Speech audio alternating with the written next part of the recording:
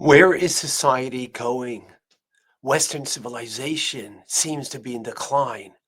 I'm not certain I've heard a better explanation to what's going on across the board in the world to the following. Listen carefully and please share with me your thoughts. And of course, I'll share mine. Or better yet, the Torah thoughts. Yesterday, the CEO of United Healthcare was assassinated in New York. People were shocked. They weren't shocked that he was assassinated, though. They were shocked at the reactions to his assassination, which was celebration and indifference.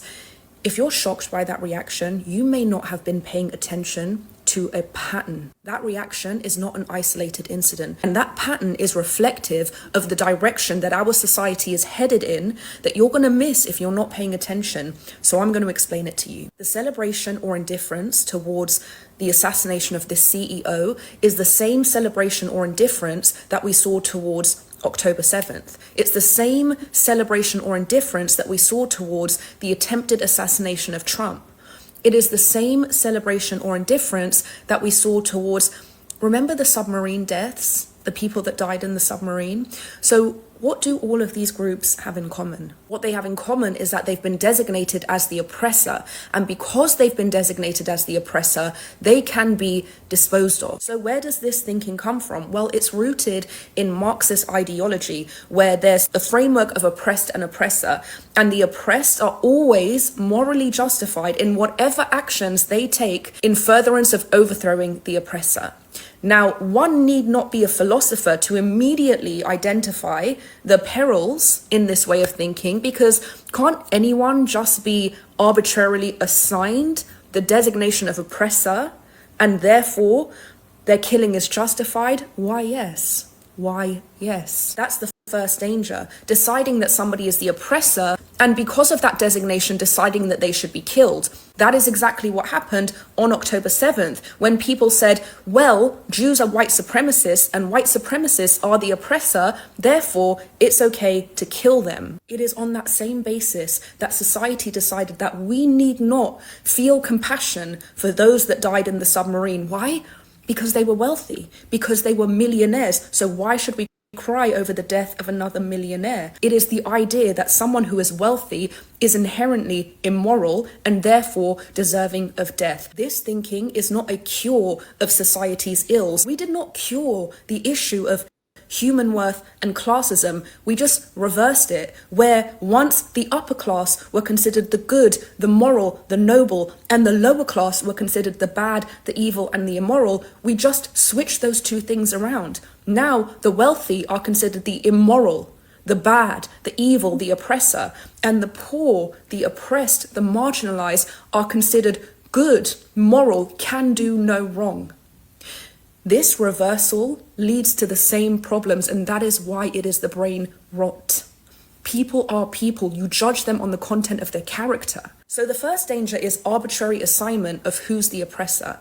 The second danger is that even if you determine that somebody or something is the oppressor, part of some oppressive system because they're a billionaire or CEO of a healthcare whatever, does that mean that we can actually kill them, even if they are the oppressor? And the answer is no. That's not what we do here, because this is not the Islamic Republic. This is a democratic republic where we change the system if we don't like it. The system is supposed to reflect us. Isn't that what Ruth Bader Ginsburg did? She didn't kill people that were enforcing discrimination on the basis of sex. She changed the system using the pen as her sword, her voice as the sword, and she made it unconstitutional to discriminate on the basis of sex. Isn't that what the civil rights leaders did? They didn't kill people that were discriminating on the basis of race. They made it unconstitutional to discriminate on the basis of race. Weren't these once your heroes and your icons?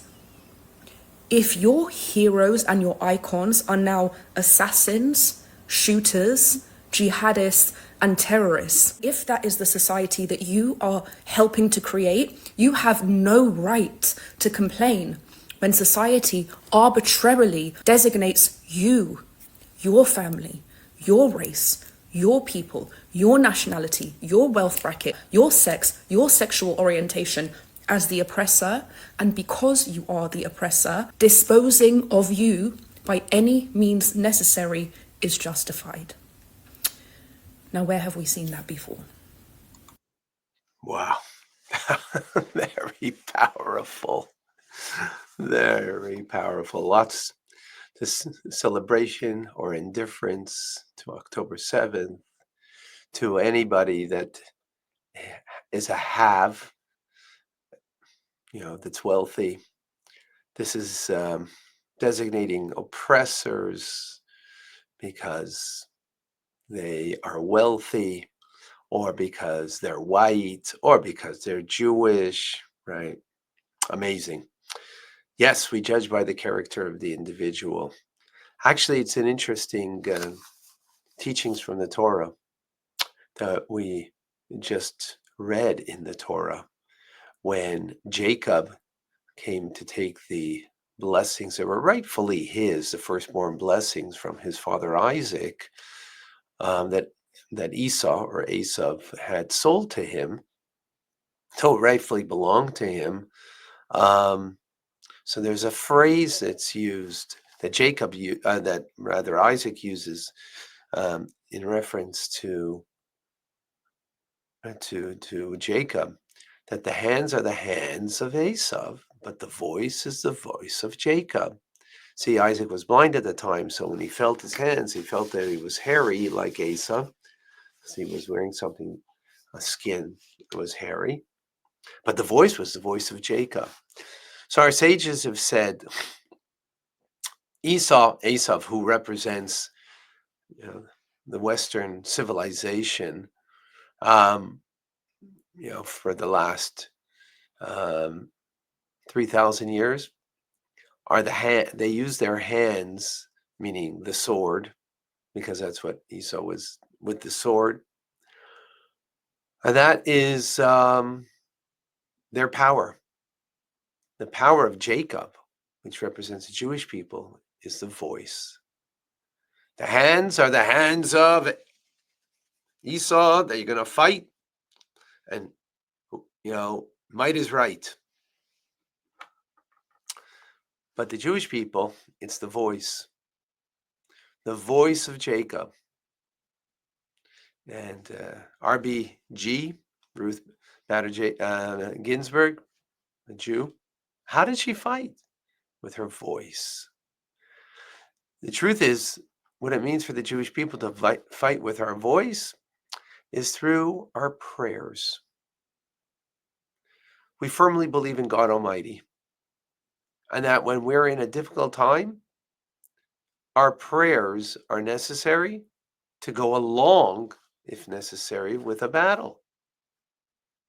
If we have to fight physically, we have to fight physically, as now in Israel and in Gaza and in Lebanon. But our real weapon is our voice of prayer, our voice of Torah study, our voice of compassion. That's the real battle. And hopefully the world will take on to this. What are your thoughts? Share with me, please.